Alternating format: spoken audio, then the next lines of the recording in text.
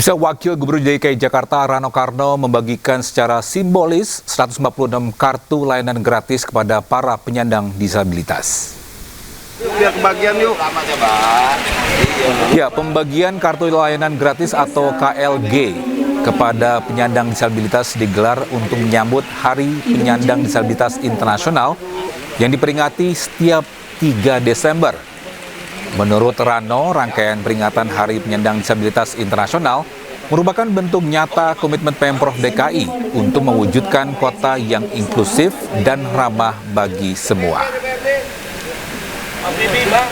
KLG untuk disabilitas adalah wujud komitmen Pemprov DKI, janji kami kepada masyarakat Jakarta. Nah, mudah-mudahan harapan dengan kartu ini dapat mendukung perjalanan teman-teman disabilitas. Ya, dilengkapi marka khusus dan jarak yang luas, halte dan bus Transjakarta dinilai ramah disabilitas. Ya, marka kuning disabilitas yang biasa disebut guiding block atau jalur pemandu yang dikhususkan untuk penyandang disabilitas terlihat terpasang di halte Transjakarta Balai Kota. Marka khusus berupa ubin timbul berwarna kuning ini membantu penyandang disabilitas dalam berjalan dan menavigasi ruang publik. Selain itu, ada juga antrian khusus untuk penyandang disabilitas, toilet, hingga kursi khusus di dalam bus. Bagus. Di mana-mana pelayanannya bagus. Setiap penumpang dikasih prioritas yang bagus, gitu. Apa aja Pak yang Bapak lihat fasilitas yang Duduknya ya kursi merah khusus itu. Terus sama tamu sampahnya baik-baik dia. Kalau ini cuma disediakan untuk khusus prioritas itu. Ya, pemirsa, hari ini tanggal 3 Desember 2025 merupakan Hari Disabilitas Internasional. Untuk membahasnya saat ini kita sudah terhubung dengan Wakil Ketua Umum DPP Partai Perindo Bidang Persatuan dan Inklusi, Angki Yudhistia. Selamat siang Ibu Angki. Halo, selamat siang Mas Togi. Gimana kabarnya hari ini? Baik, alhamdulillah. Terima kasih. Ibu, hari ini kita memperingati Hari Disabilitas Internasional. Untuk Ibu sendiri, bagaimana Ibu melihat makna peringatan Hari Disabilitas tahun ini? Oke, pertama selamat Hari Disabilitas Internasional 2025 untuk semua. Maka hari ini Hari Disabilitas Internasional bukan sekedar seremoni tahunan Mas Togi dan buat teman-teman semua, tetapi momen refleksi nasional. Sejauh apa Indonesia benar-benar membuka ruang, akses, dan kesempatan bagi 22,9 juta penyandang disabilitas. Tapi tahun ini kita bisa melihat momentum yang berbeda. Semakin banyak suara-suara penyandang disabilitas yang naik ke permukaan, semakin banyak ruang publik yang mulai menata akses dan semakin banyak komunitas yang bergerak bersama. Tapi kita harus ingat bahwa inklusi ini bukan hadiah, tapi ini adalah hak. Dan negara yang maju adalah negara yang menjaga fasilitas warganya.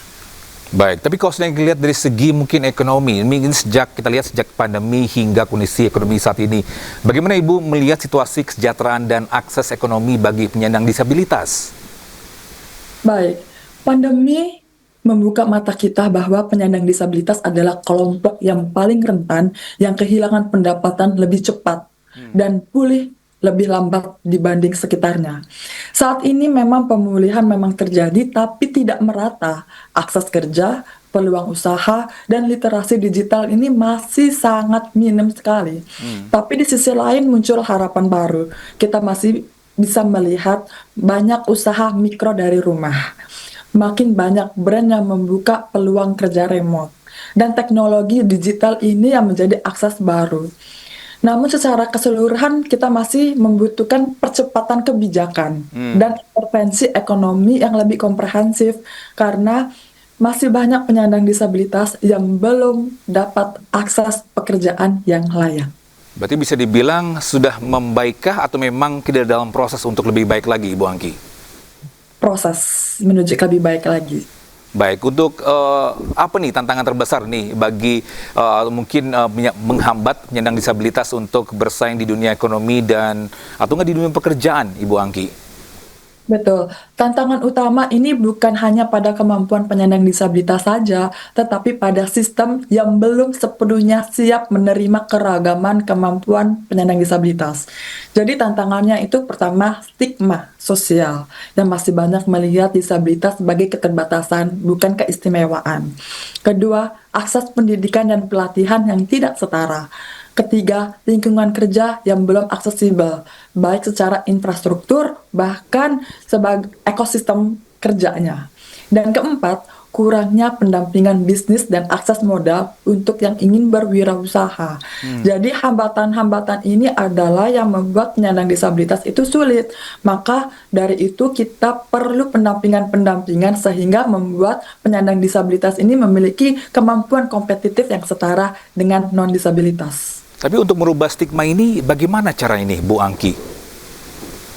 Caranya adalah yang pertama, kita butuh tokoh-tokoh sosok penyandang disabilitas ini lebih banyak lagi untuk yang bersuara. Jadi kita bisa melihat bahwa makin banyak ya kemampuan penyandang disabilitas, di balik keterbatasan ada kelebihannya. Jadi kita memerlukan lebih banyak generasi muda penyandang disabilitas untuk lebih berdaya berkreasi, baik secara sosial media tentunya. Baik, untuk pemerintah sendiri telah memiliki sejumlah kebijakan inklusi nih Bu Angki, termasuk kewajiban kuota kerja. Apakah implementasinya itu sudah dirasakan di lapangan pekerjaan? Kita tahu bahwa Indonesia memiliki peraturan Undang-Undang Nomor 8 Tahun 2016 tentang penyandang disabilitas. Dan juga memiliki peraturan turunan sebanyak 7 peraturan pemerintah dan 2 peraturan presiden. Salah satunya ini adalah kita bicara tentang ekonomi, kuota untuk perusahaan wajib merekrut penyandang disabilitas sebanyak 2% untuk negeri dan BUMN dan 1% untuk swasta. Tapi implementasi di lapangan masih menghadapi tantangan. Maka dari itu sebenarnya kebijakan yang belum terrealisasikan ini adalah satu kebijakan, yaitu peraturan pemerintah tentang insentif dan konsesi. Maka dari itu kami mendorong pemerintah saat ini dengan kepemimpinan Pak Presiden Prabowo untuk segera mensahkan. Karena dengan insentif ini penyandang disabilitas bisa mendapatkan berbagai manfaatnya dari infrastruktur, fasilitas, dan segala macam. Konsesi ini diperlukan untuk perusahaan-perusahaan atau pelaku usaha sehingga semakin banyak membuka kesempatan ekonomi kepada penyandang disabilitas. Maka ketika peraturan pemerintah tentang insentif dan konsesi ini telah disahkan, maka implementasinya ini harus diglorifikasikan dan eksekusinya harus diperkuat. Baik, terima kasih Bu Angki atas insight-nya. Ini semoga kedepannya lebih baik lagi buat saudara-saudara kita disabilitas, dan salam sehat Ibu. Baik, salam sehat. Terima kasih.